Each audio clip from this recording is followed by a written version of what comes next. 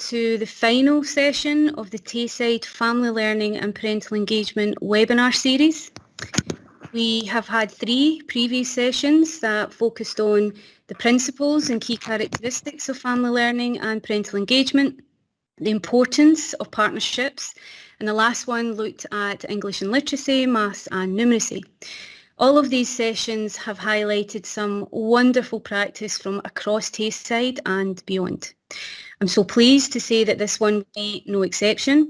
So I'd like to thank the staff from Carrinshaw Primary School in Falkirk for coming along to share their family learning and parental engagement journey.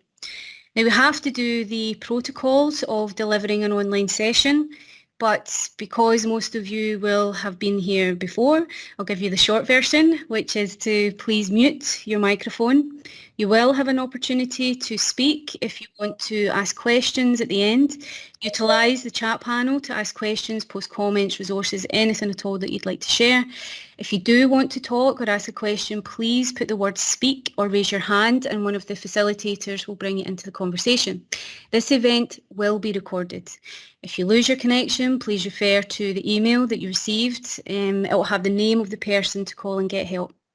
It is online, so if there is a technical hitch, just commiserate with us in quiet acknowledgement and we'll try and figure it out. But we'll get started with the session. Next slide, please.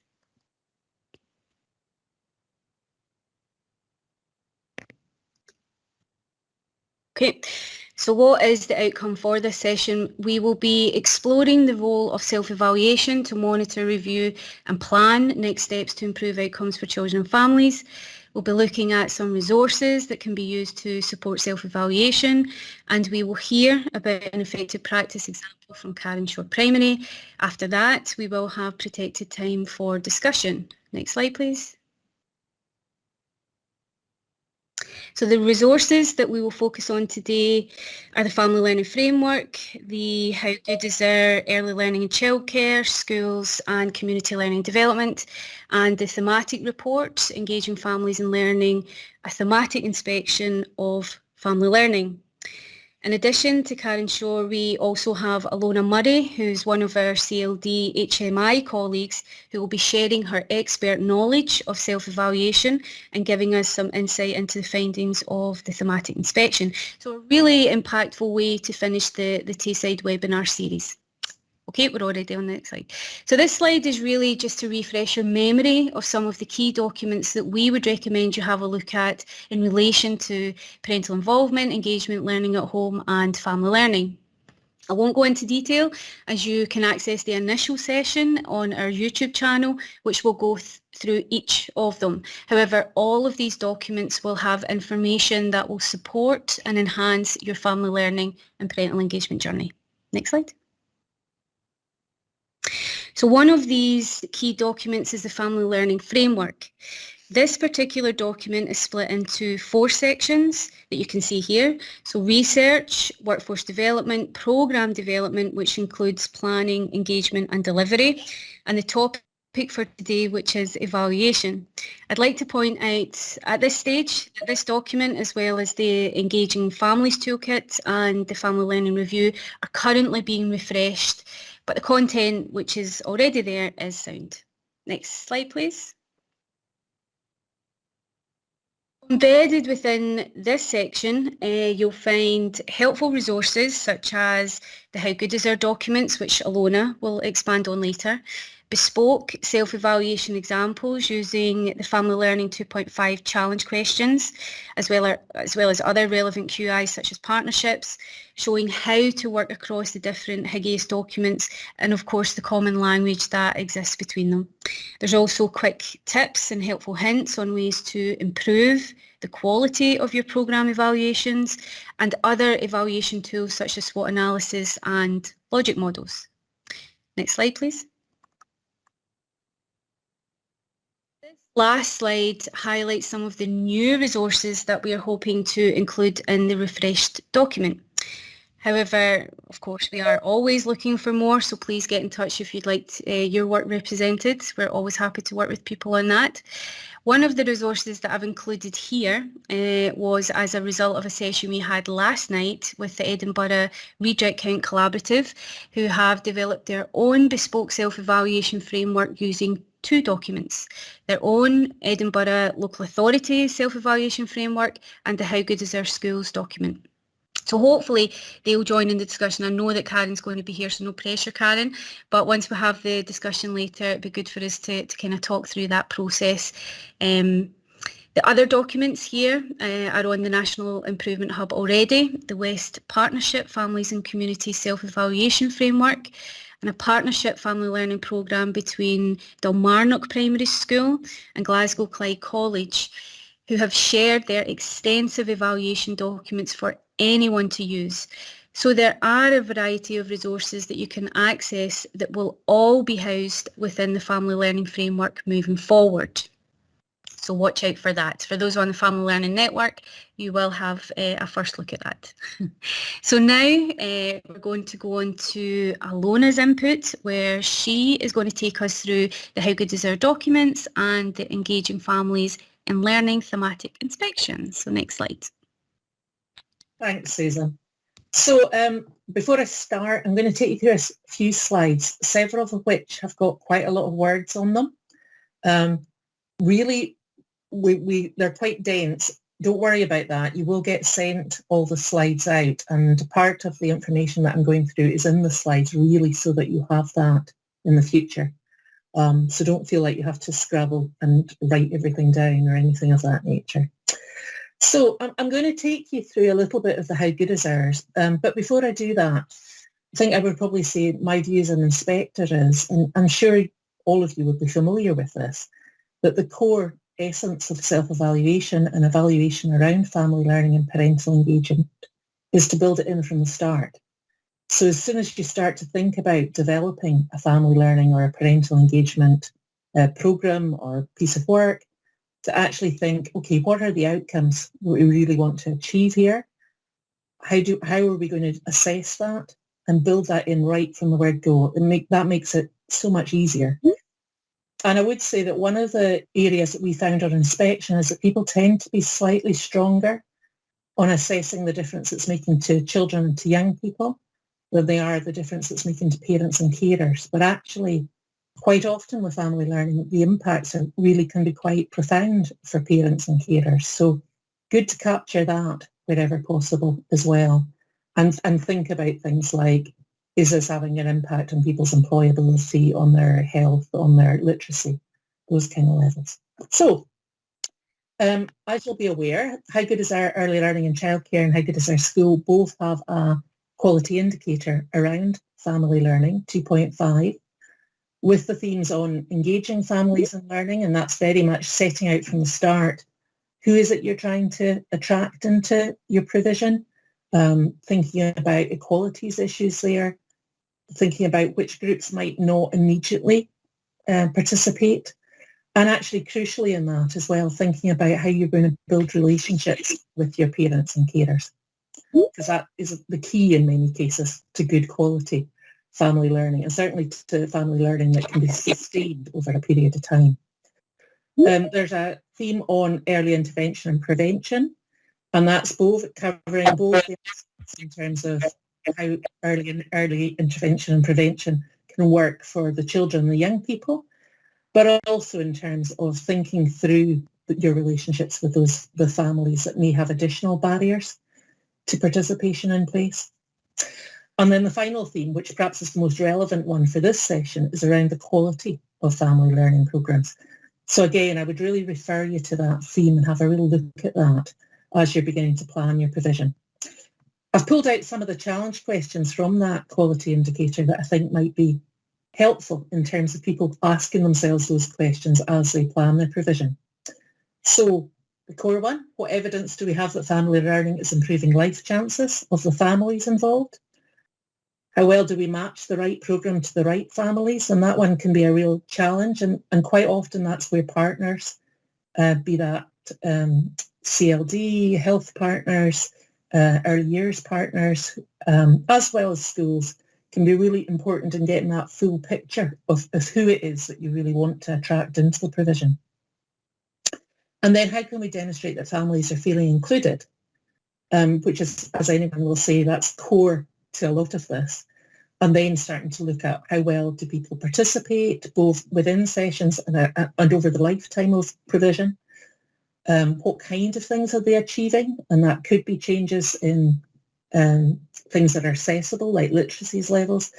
It could also be things like parents moving into employment and how they are progressing and whether they're actually meeting the aims that they had for themselves as families, as parents, as carers at the start of this. Okay.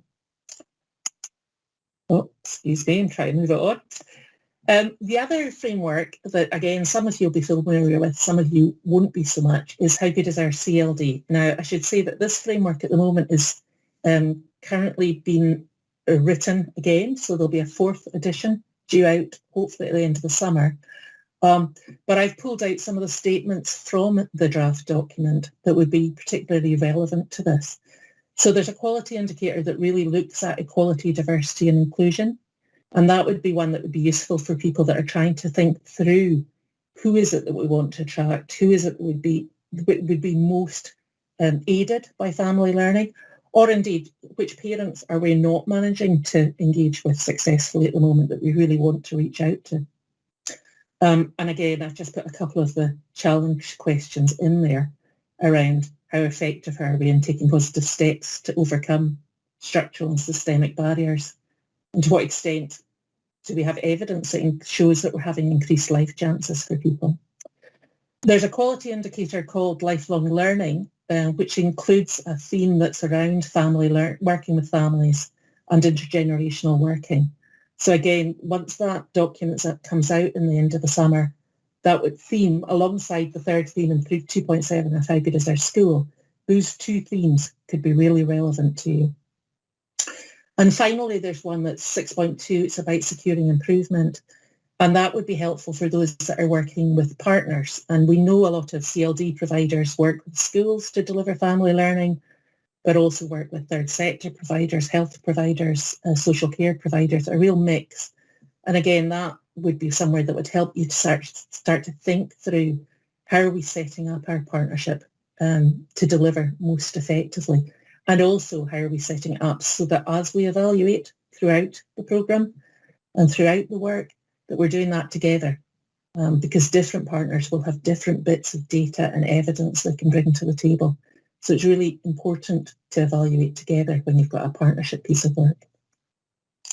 Hope that's making sense to folk. I'm not seeing any questions on the chat, so I'm going to carry on. So I'm going to take you through some of the findings of the thematic review. And these are the slides that I was saying have got quite a lot of details on them. I'm not going to go into every detail, but I thought it would be helpful to pull out what's in there. So we did the thematic review, myself and my colleagues, just over a year ago, about 14, 15 months ago. It was delayed in publishing because COVID hit literally as we finished the visits. I was out on a visit 2 days before we went into lockdown, the last visit of the inspection. However, over the autumn, we got in touch with some of the good practice examples and got updates on how they'd been able to adapt their work with families during COVID. And so there are those practice examples out there. And one of them includes Karen Shore, that are going to be speaking in a wee while. So we went out and spoke to quite a good range of parents and carers, of staff, of partners, and children and young people, crucially. There's a couple of sketch notes that are included in the review, but are also wider. So I've included this one. I'm sure you've all seen it before. But again, for anyone newer to this really sets out the differences between the three. And this sketch note is one of the bases that we used to inform the review as we were planning it. So we asked two high-level questions. How are families engaged in family learning activities? And how are families benefiting from family learning activities? Probably very similar questions to those that you might ask yourselves for your own programmes. Series of questions underneath those, but those were the two core questions we really wanted to answer. So we found a range of strengths. We found that where schools and early learning centres have family learning in place, that's really helping to build positive relationships with parents. And in some cases, overturning views of parents of schooling based on their previous, perhaps negative experience when they were children. And actually, that's been really helpful in a whole range of ways in terms of successful family learning activities, but also in terms of parents really being involved with the school community. Family learning is starting to improve outcomes in terms of attainment and achievement in those areas that have got a strong family learning provision, really helping families to adapt and take on new skills. And I think some of those have probably been really important in the last year. Children and young people were able to talk about having increased confidence and self-esteem because of the parent engagement and family learning that they'd been involved in and that their parents had been involved in. And a few adults were gaining qualifications. I have to say that's probably the weakest area of the four, but there were a few examples where the parents themselves were actually gaining qualifications, going into volunteering, taking on jobs, in some cases taking on responsibility for delivering aspects of the family learning themselves. There were some areas of improvement, and this is probably the bits that's most helpful in terms of thinking through evaluation. There was still some confusion about key features of family learning and the difference between family learning and parental engagement.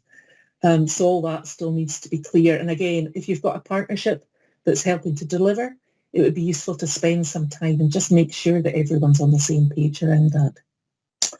And again, to set up shared objectives and evaluate together as partners would be really helpful.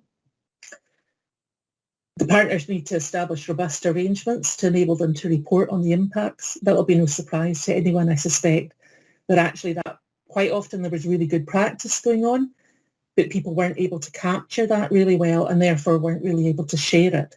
Or in some cases, one partner had quite strong information but hadn't shared it. So again, setting that up from the very start will be helpful to you. There was an issue around the sustainability of family learning. Quite a lot of it had been developed on the back of fairly short-term funding. And so that's a sort of open question for local authorities and other providers about how you actually embed this into your provision more generally for the long term. And as I said before, there were some progression routes for adult learners, for the parents, for the carers, that could have really done with being strengthened, where adults would really have valued that. So, again, I presume most of you will already have seen this sketch note, but I wanted to include it just in case you hadn't. These are some of the features of high quality learning, family learning. And again, you might want to think through these in terms of when you're setting up your evaluations. So trusted relationships, we know, is at the core of that. How are you going to know whether you've built trusted relationships with your parents and your carers, and indeed with the children and young people taking part as well? That whole responsiveness to the needs of families. How are you identifying the needs of the families that you want to take part? How are you going to know if you've met the needs of those families? And they might not be the needs that you're identifying. They might come in with other ones that they really want help with. How inclusive is it? Again, how do you assess whether you're reaching the parents and carers you want to reach? Whether there's any groups of parents or carers or indeed families that are being excluded, not intentionally, but because of maybe of the way it was set up.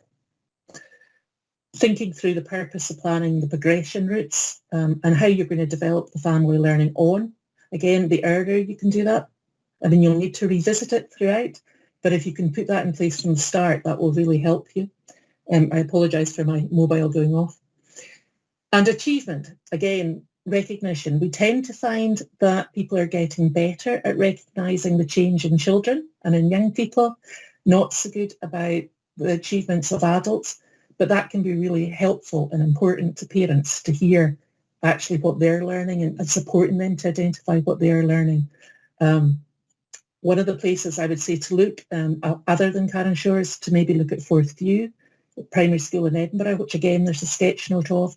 And they've been very good at helping parents to identify their own journey as parents, but also just as adult learners. So that's another place you can look. Okay, so No questions in the chat, but feel free to ask me things at the end. I'm actually going to hand you over to Karen Shore Primary School and to Falkirk CLD service to talk you through the work they've been doing. I was lucky enough to visit Karen Shore as part of the family learning thematic and was really impressed to see the work that they were doing to support families. So I'm going to hand you over to Laura Jarvie, who's the head teacher at Karen Shore, and to Barry Fraser, who's the CLD worker that supports the work that Karen Shore are doing. And just let me know, Laura, when you need me to change slides. Yeah, if you just want to get my next slide up, that would be great, thank you. Okay, so hi everyone, my name is Laura, I'm the head teacher here at Karen Shore, and I'll let Barry say hello as well. Hi there, I'm Barry Fraser, I'm CLD support worker. So I'm going to start off and explain to you a wee bit about our journey, and then Barry's going to come in near at the end and explain exactly what it is that she does with some of her families. So this is sort of where it started for us. We do a sort of holistic tracking where teachers would meet with me as the head teacher to talk about the children and how they were progressing and learning. Sometimes they would be progressing okay in their learning, but the teacher still had a worry. So we put them up on the wall in our upstairs office in this way. And the wall at the very end is the one where we were really concerned about children. And what we found from doing this process, which was a process that we were doing every year, and it was a really something that would change. So, you know, we would use this room for meetings weekly, and we would talk about the children. And so we could move children quite easily, seeing who we were worried about. But what we basically found was that the children that we were really worried about, a lot of them were connected. So if there would be sibling groups. If there was one sibling there, quite often the other siblings were on the wall. They weren't making great progress in learning, or we were worried about them. Their attendance maybe wasn't great. In actual fact, some of the families were connected because they were cousins. Some of them, the children, were connected because they had the same fathers but maybe different mums. You know, so what I was able to do once I had them all up like that was say, actually, I can see the connection between some of these children. So from there, we sort of started our sort of family learning journey, if you like, and we knew that what was good, that these children needed was something that was more complex than just us putting in extra support for learning or trying a different way to teach them how to read or anything like that. It was much more complex. So if we move on to the next slide. So what we did was basically we listened to our families, and we engaged with these families and found out what their barriers and challenges were. We recognised that universal approaches weren't going to suit everybody, and that we just couldn't come up with one solution that was going to fit every family because they were completely different. Now, we talk in Karen Shore about our bespoke packages for families. So we offer bespoke packages of support. And sometimes that's not actually particularly complicated. Sometimes it's about having one individual that they recognise as their person and has that connection with them. The right person can be one of us on the school leadership team. It can be me as the head teacher. It can be the deputy or one of the principal teachers. Sometimes it can be the clerical in the office. Our most complex cases go to Barry and CLD. And it's really just about us having those really key relationships. We talk a lot about being kind to families, even when we don't feel it inside. You know, I talk a lot to my staff about even when you're really frustrated or you're finding it difficult, still be kind, always be kind. Having that sort of subtle and compassionate so that the people that we're working with and the families feel that we genuinely care. And it's about doing the right thing. You know, we're under pressure to improve attainment, but sometimes that is not the number one focus for these families. And our priorities are not often their priorities, so it's got to come from their place. We talk about supporting families to look upstream, see how their life could actually be and how things could get better for them, and walking alongside them. And I remember Barry saying, you know, during COVID, we've actually walked alongside them quite a lot as we've experienced the shock of it all and coming to terms with the new normal and all that sort of thing. I think it's important to recognise that there's not a quick fix. And if there was a quick fix to problems around closing the attainment gap, I think we would all have it by now and we would all be doing it. The reality is that these problems that families and children are facing are complex, and that there isn't any sort of one solution that's going to fix it. For me as well, it's about playing the really long game and taking time. And when we started prioritising this approach as part of our PEF money and our spend, I'll be honest with you, I was worried because, you know, I had colleagues who were maybe buying in a new scheme, or they were doing something that was having an impact within a year perhaps on children's literacy. And I wasn't doing anything like that. And all the time I was thinking, how am I going to measure the difference of what I'm doing? How am I going to actually show that by being kind and compassionate and focusing on relationships and developing that and supporting people in a different way, that's actually going to impact on children and their well-being and their attainment? So that was something I thought about. And it's been great because we now do have some evidence. So if we go to the next slide, you know, you can feel the difference, you can see the difference in families, and you can capture their story. But for me, this sort of graph illustrates some of the impact that we have had, and you can see it's over a couple of years. And this was a pupil who every time in a tracking meeting, you know, the teacher and the learning support teacher saying she's not making any progress, she's not making any progress. We're stuck. She's not making any progress. Now, this is her reading age and her reading progress.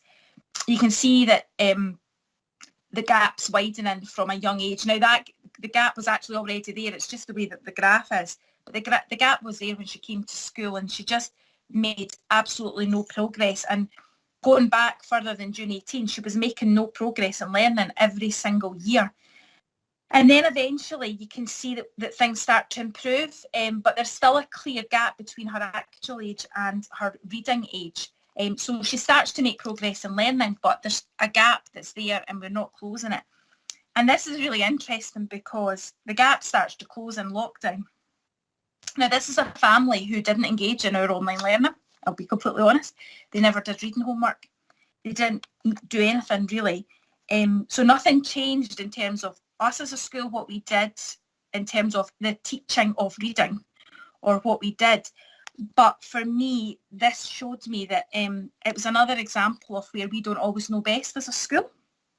We constantly worried, the teachers constantly worried about they're not doing the reading, they're not doing the reading, they're not doing the reading. And then she had all that time at home and she actually made progress in reading because of, I believe, this family learning approach. Now, there was a key member of staff who was in contact with them, who the whole time kept reassuring them, it's okay, don't worry about schoolwork, don't worry about online learning, you know, take time to play with each other, go for your walk every day. The children started to grow vegetables during that time. I remember at the end of the first lockdown in June, they came up and showed us some of the vegetables that they had grown. And you know, it was just a real joy to see them. They were happy, engaged, motivated, exciting.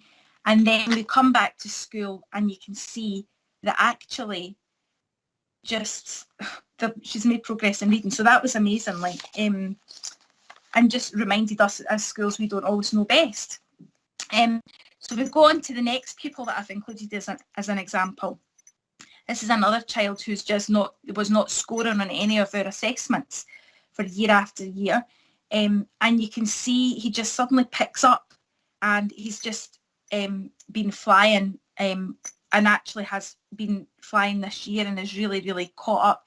And I think this is, for me, illustrates the fact that learning isn't a straight line for children. It can be messy. We can have years where they're not making much progress. But then it starts to pick up. And this is another family that Vary has had a lot of input with, a lot of support for mum. And I have to say, Vary will come in a minute. She gets some of the families that I'm really, really stuck with, and I really don't know what we could do to help them. And it's great because if I'd had time, we've been doing a lot of assessments at the moment. I've got a family that Vary's worked with me now in Carnshaw for sort of 4 or 5 years. It's been a long time. And there's been one family that she's worked with consistently during that time. And I know Vary has supported the mum to look at her own well-being and to look at perhaps employment and qualifications. And this has been another pupil, so I would say pupil C, which I don't have a graph up for, but pupil C, 4 years of sitting and tracking meetings, feeling like we were making no impact, this child was making no progress. The teachers trying different approaches to teaching this child to read, and they had a tracking meeting last week, and he's away now. He's got the ability to read. He's making progress. He's flying. You know, you're seeing a year, 2 years progress within a short period of time. And I think a big part of that has been that he's still engaged in learning, and it's clicked, and he's away. And a lot of that's been to do with the approach and the support that Barry's given at home. So it's great to see that, you know, I worried 4 years ago, 5 years ago about the impact of spending my PEF on this kind of approach.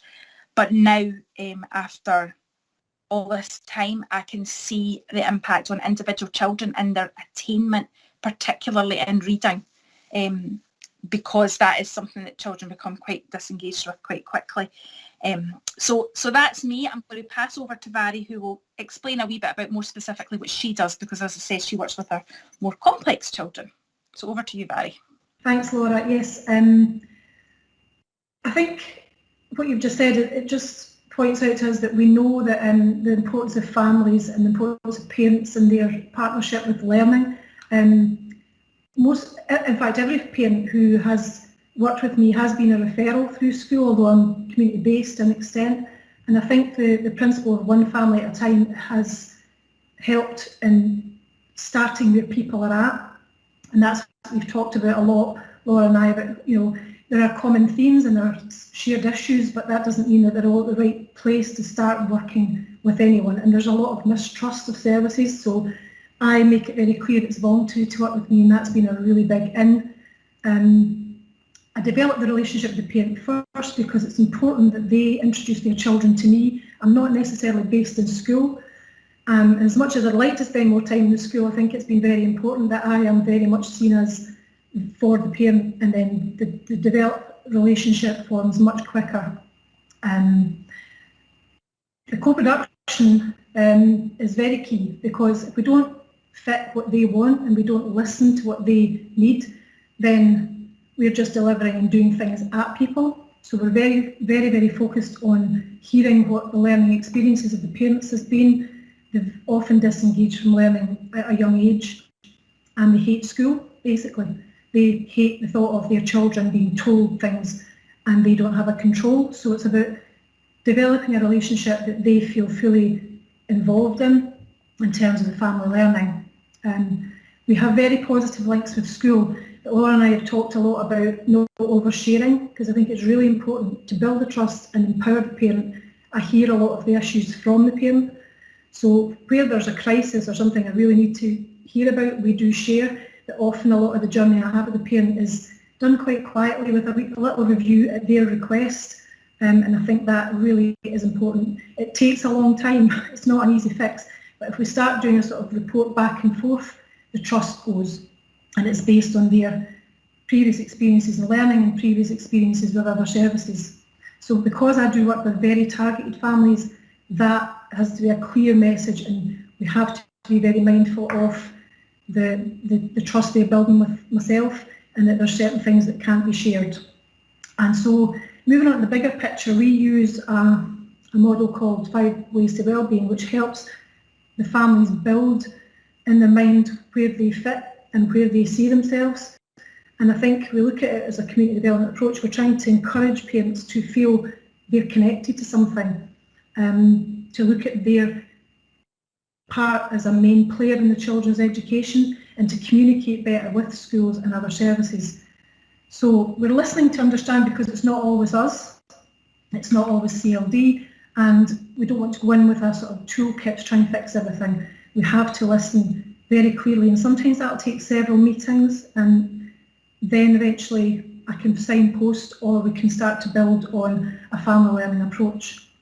And I think we have to be clear that I came from an adult learning background and into family learning, and they don't there's no difference to me. It's, if you're going to make an impact on young people, you have to be able to see that the learning is lifelong, and adult learning and family learning go hand in hand. And the empowerment of parents and partners in this whole participatory learning is key, because if we don't allow people to show the skills they have, then they'll never feel they have any input in their children's learning. So I think we've worked very closely with lots of different varied families, and I think that the fact they are now involved to the extent they are, there's one family who's now a volunteer in the school, and I think you'll agree, Laura, that was never seen. It was never going to be a vision we had at the start, but it's just a slow build of confidence and empowerment that's really helped build not just the school relationship with parents, but the whole community benefited. So I hope that is in some way helpful. Thank you. Thank you both. I think that's really helpful. Vary, I wondered if you could say a little bit about some of the, I'm going to hand over for other people to have questions in a minute, but I've got a question first. I wondered if you could say a little bit about the kinds of, the range of family learning and parental engagement work that you're doing, just to give people a flavour. Yes, I think it ranges from very sort of bespoke approaches to look at one-to-one learning, and I think for a long time that was deemed as not very effective, or it wasn't efficient because there was only so much time given to each family. But I think what we found during lockdown is that we've probably got more families engaging with us than we would have had if we were looking to try and do an after school or a sort of family group or a parent group, because the confidence levels of the parents I'm referred, they would never see themselves sitting within a group of other parents. And what we've used is digital WhatsApp groups and such like to connect families and involve them in shared experiences, but with the confidence they're in their own environment and they can come in and out of it whenever they like. And I think the range of activity is from anything from the cooking to some families have taken to walking up Demaya Rise and sending me images of it and going back and talking. But I think the key for me is that to notice what the parents learning and use some of the toolkits we have, like transformative evaluation, allows them to share and reflect on the experiences they've gained. And it's as deep as that, or it can be as little as just one conversation just to change the trajectory of a way of thinking. There's no real formula. It's just about looking at what the family needs. And we've got our toolkits and we know what we can use, but we have to really take away that sort of, it can't be too formulaic. It has to be led by them. And that can disappear after a few weeks and then they come back. And it's not, I think if we set groups up, what we do is set ourselves up to fail. And we do lose families because we see attendance as an achievement. And often they've had a crisis or something goes wrong, in 2 weeks they can't come, so they feel they're not part of that group. Where this approach has allowed people to form their own opinions of themselves, to reflect on their learning, reflect on what they feel they want. And that way we can then build on that. And it does lead to group settings, and it's leading to something that at the moment we're seeing families come together from all over Falkirk to join a focus group. So I can see that developing into something bigger, but we have to start where people are at. And there's no real way of saying that when you're going out and practicing it other than listening to fully understand and then becoming a partner with them to develop the session. Great. Thank you. Yes, no, it does. So we're going to move in. We've got a little bit of time for people to think about any questions they have or to express what key messages that emerge from this session are for people.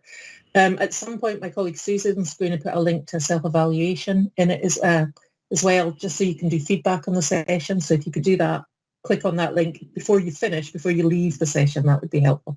Okay, I'm going to take the slides down so we can actually see each other. And the first question that's come in the chart is from Isabel Henderson about, can you signpost the 5 ways to wellbeing?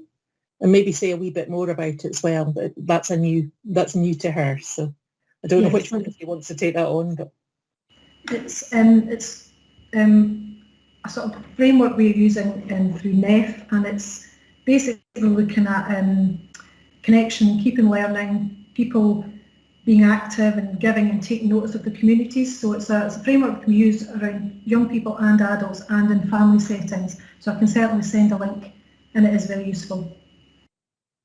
Barry, if you could send that to myself, that would be great, because as I say, we'll send the slideshow out to people, the presentation out to people, probably in a week or two. So if you can send that to me, we can attach that with an email and people can see that. Okay, so we've got a comment in from Pam. Pam, I don't know if you want to just say it, say what you're thinking.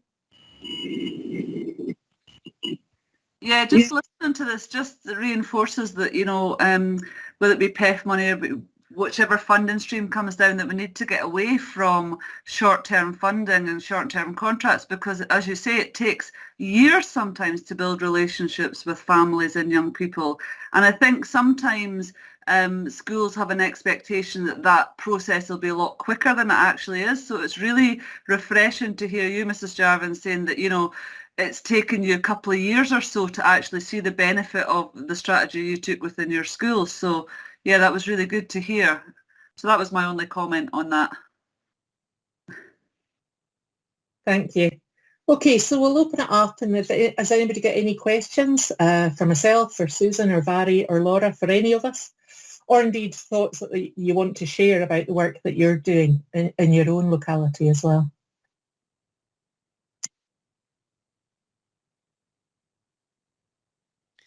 So one of the things that I mentioned, Alona, was around the self-evaluation that Edinburgh had come up with, and I know you're here, Karen, and I don't mean to pick on you, but I just wondered if you wanted to say anything about that process, how easy it might have been, how difficult, barriers, whatever.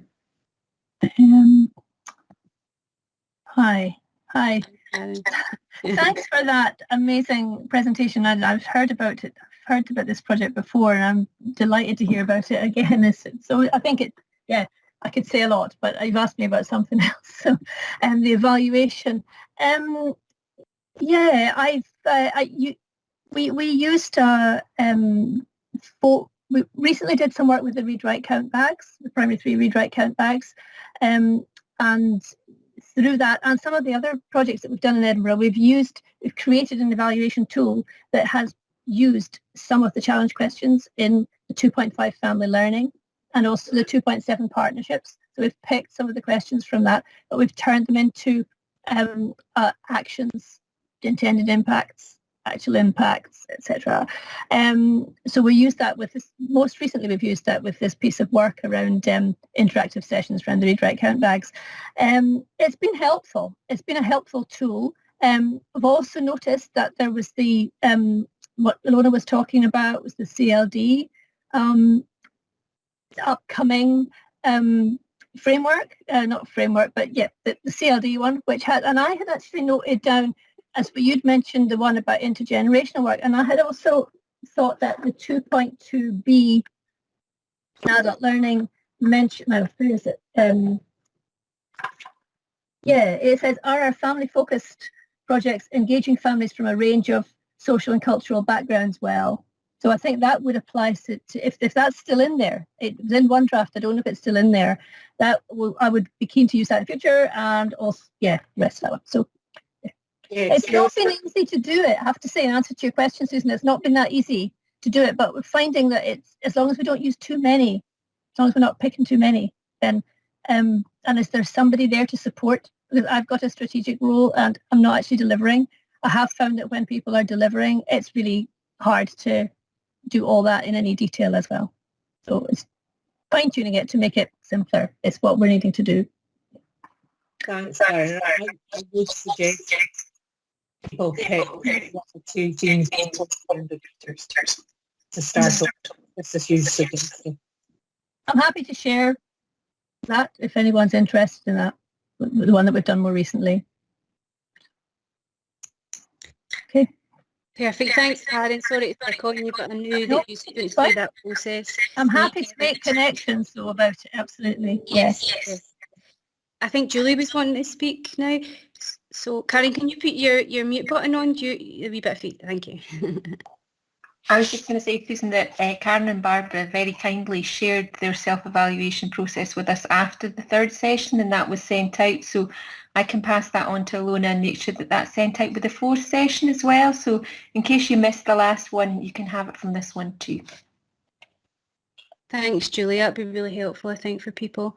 And I think Karen, Alona had touched on something that I think is quite important, and that's about not making it too complicated.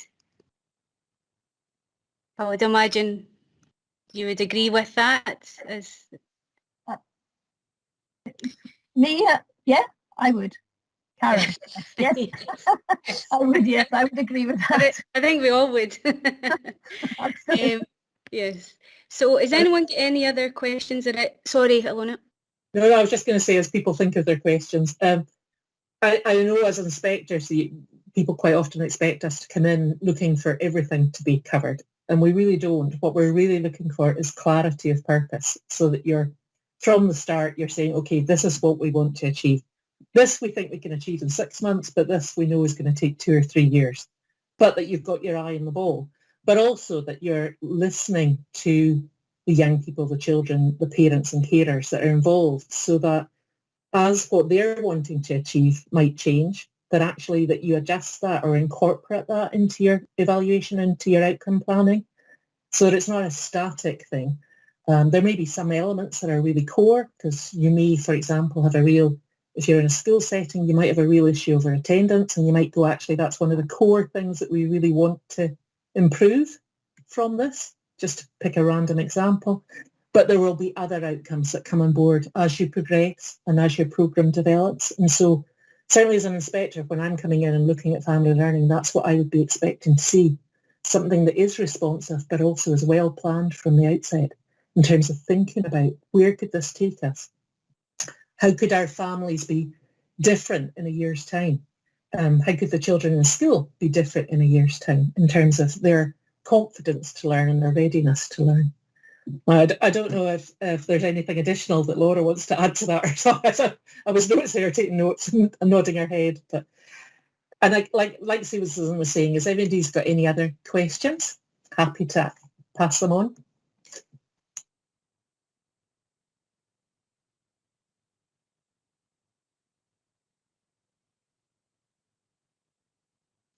We may have stunned everyone into silence. I think it's when you tell them it's getting filmed. I think that's the I think that's the issue sometimes. I think one of the things that is interesting as well is the longitudinal impact that potentially, research tells us that they certainly have found. I know that Gail MacLeod and Lynn Tett from Edinburgh did a 10-year longitudinal study and showed that family learning had an impact.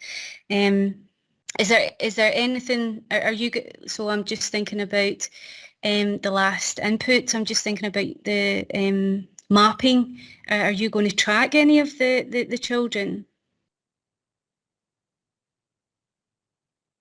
Is there plans? Is that for me? Is that for yes. me? Question? Yes. Yeah. So we are obviously, we're tracking all our children all the time.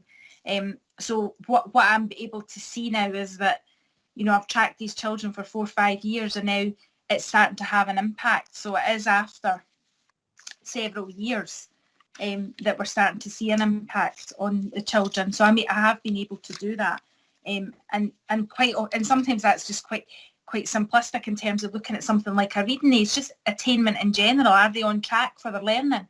And they've not been on track for primary 2 and primary 3 and primary 4. And quite often when that pattern starts, it's very difficult to turn that around. But what we have seen is in some of these cases that we are turning it around. And the stories there in the background is, the most powerful thing is actually talking to the families and hearing their story, because that's the most powerful thing. But for me as the head teacher, I'm being asked to provide evidence of impact. And I can't really summarise these stories into a nice simple document or something. So I'm able to actually show impact in a really simplistic way just by their attainment. You can see it quite clearly. And I've got other examples of children, particularly children who've showed really distress and challenging behaviours. and saying, right, they're showing really distress and challenging behaviours every day, you know, and then gradually it's maybe once a week, and then it's just as those relationships build, it starts to minimise. So I've got examples of that, and children who've maybe been struggling to maintain a placement in a mainstream school, and have maybe went on now to secondary mainstream and are having success, but you know, for a period of time in primary school have needed something else for a couple of years. So I've got some evidence of that as well. I think that's really impactful, and I think for others it's good to see that link to attainment, because it's always been in research, but actually having that hard data is very, very powerful. I'm just wondering about the tracking of the parents' progression as well. Is that going to sound? Yep. Yeah, well, with the transformative evaluation, we have a method where when they're ready, we can share the journey. So we keep a timeline at their request. It's been difficult because digital has been good. It's actually got some information back that we might not have had from some families, but we don't have the same input in terms of a sort of adult learning plan that leads to family learning. But what we've been able to do is look at this timeline of learning, and Laura and I often sit and share where parents have permitted me to do so, and they can go back to that. And this is what we feel difficult, and certainly in CLD's role, our practice often is really hard to evaluate, you know, at that end game, because you're talking about people's lived experiences and it's their story to share. And often what you have to do is take them back to a point they don't want taken back to, just to get that evidence to see the difference. And what transformative evaluation does is it makes me do that with them. Yeah. I have to go through the whole process and show why I thought the way I thought, and reflect on the choices I made in the journey that I had with the parent. So it's really empowering for the parent, and they feel more inclined to share, and it doesn't necessarily take them back. It makes them recognise their own learning, and when they notice the difference, that we know we've actually made an impact, and their attitude to learning changes, and they realise why. It's not just happening, but they realise why. So in tracking, it's actually left to them. They should have all the things we find, and we're finding ways of doing that through these processes. I love that. It's the mindset change, isn't it? The change in attitudes to learning. Isabel Henderson's got a wee question. I don't know if you want to come in, Isabel.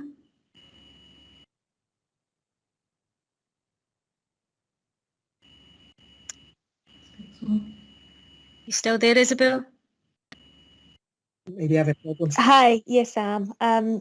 No, it was just really a question which isn't really a self-evaluation question, but I'm a PT in the secondary sector.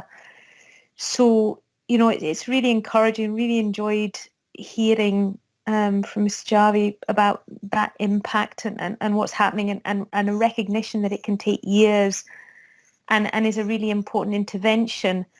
There are times, particularly when you're more involved in maybe the subject than directly in family learning or pastoral care, I think there's more of an issue that you may end up that you're trying to pick up. There may have been a lot of break between any kind of positive impact for families in an early years setting, and by the time there's been a significant, you know, breakdown of trust or relationship by the time they're in secondary, whether really there's any advice in terms of you know, how to bridge that gap.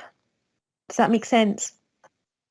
Yeah, I mean, I'm going to come in, and I don't know if I'm going to answer what you're saying, but I was just going to say, you know, for me, they're always my children. You know, they'll always be my children that've come to this school. And Barry's actually still working with a couple of families that have no longer got children at my school. But we recognise that continuity was really important, because essentially it's the right thing to do. It was the right thing. It's the right thing for me to do, to make sure that Barry continues to support them. In actual fact, that, you know, Barry said for one of the families, there's a sibling that will be, you know, that's been born and is probably going to come this way soon. So it is about that whole family learning approach, because I'm not just going to cut that off because they go to high school. One of the things we were doing pre-COVID was we were given, and it was a big pressure on me in terms of resourcing, but I was trying to give, I was, you know, there's often transition, you'll know that yourself, comes into primary to help the children move on to secondary. But what we were saying was it needs to happen the other way as well, in terms that we're still available for these children when they move on to secondary school. And I would say we've not been able to do that so well. And I know from my local high school that some of the first years have struggled this year, and just what you're saying, things are sort of breaking down.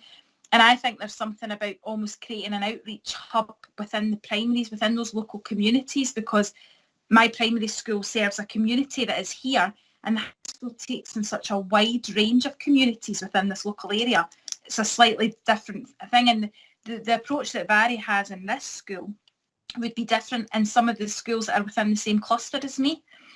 So I think there's something about that local context as well that's really important. Can I add, Laura, if it's okay, just that also the parent, from the parent's point of view, their most recent experience of education is senior school, is high school, and that's the most negative comments that come through to the children, is their experiences of that. We've had to sort of strip back some of the comments that parents make to young people when they're transitioning up to high school, and I think it's really important to keep that link going, and also to be aware that there is a disconnect for families when their children go to high school. There's not as much involvement and parental involvement within high school. Although there is digitally, it's not always easy to maintain. They don't get along to sports things, and they don't get to certain things, and they were just starting to do those things for the first time possibly in their P5, 6 and 7 years. So there's a bit of work that needs to jump from both camps. Alona, I don't know if you want to say something about Larbert and this, because that's a secondary school that really has won awards for their family learning. Yeah, in the same area as Carrinshaw. So yes. Larbert High School do have they do quite a bit of family learning, particularly around some of the STEM aspects. But I was also going to say some of the secondary schools that are perhaps more have a more forward-looking approach to this are beginning to have very clear parental engagement plans within their school development plans. And I do wonder whether the last year actually, in a strange way, may have helped with some of that, because what's really been clear over the last year is just how crucial the parent role is in terms of children and young people's development and successful progression, but also because parents in most areas have had to link in with schools, and schools have had to link in with parents, because particularly during the periods of lockdown, when the children were actually physically learning at home. And so I think there's probably a window of opportunity perhaps to actually push out the parent engagement aspects of things in secondary schools, and then, many bits of family learning might come from that. There's probably scope to do it the other way, to start with the family learning and build on that to do the parent engagement, where there's fun family learning like cooking and like some of the STEM activities, etc., that Larbert do. But yes, that would be my thought. Actually, it's like, do we have a real strategy for this? Have we actually thought through how we're going to approach this? Because how we're doing it in secondary 1 may be very different to how we're doing it once children and young people reach the senior phase, and they're beginning to think about the sort of next steps post-school, which is when parent engagement tends to come in again. And there quite often is that gap in years 1 to 3. So that would be my advice, is actually for secondary schools to increasingly start to think about, where do we place our parent engagement and how do we do it and who's involved, and do we have a whole school approach? Do we have a lead person? Actually, how are we going to do this? How are we going to work with the parent council on this as well? Hope that's of help. And I think that's wonderful advice to end the session on, unless anyone has any final thoughts or questions. Okay, I guess it's just for us to thank everybody, Alona. Absolutely, and particularly to thank Barry and Laura for coming along and sharing their actual real-world experience, not just in terms of what I was lucky enough to see when I was with you 15 months ago, but also in terms of what's happened over the last year and how you've adapted during COVID. I think that's been really helpful. So like I say, we will send out slides and some of the other information to all of you in a week or two. But thank you all very much for attending. It's been really interesting. Thanks, everyone.